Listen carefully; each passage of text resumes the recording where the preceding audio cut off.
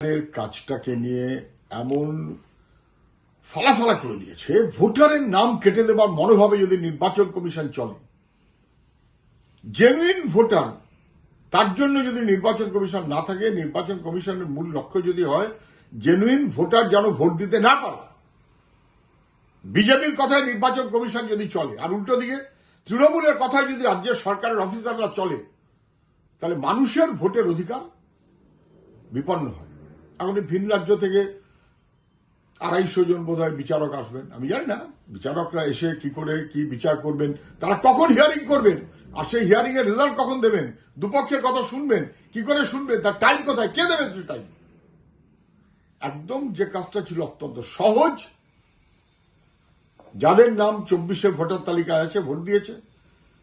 কারা এখন নেই, কারা এখন মৃত, কারা এলাকায় থাকেন না, বাদ দাও, কারা নতুন যোগ হবে যোগ করো, এটা না করে রাজনৈতিক মনোভাবে চলতে গিয়ে নির্বাচন কমিশন তার সঙ্গে সঙ্গত দিয়ে গেল রাজ্য সরকার আরেক রকম মনোভাবে। এখন 250 জন বিচারক আসবেন, তাতে কতটা কি লাভ হবে, তাদের পক্ষে সম্ভব কিনা, আসলে কিন্তু ভোটার ছাড়া ভোটের ব্যবস্থা, সেই মনোভাব নির্বাচন কমিশন এবং রাজ্য সরকারের হয়তো বেশি পছন্দ। এটা মানুষের ভোটের অধিকারের উপর আঘাত, যুদ্ধ ঘোষণা, আক্রমণ এবং মানুষের আইডেন্টিটি তাকে ধ্বংস করার একটা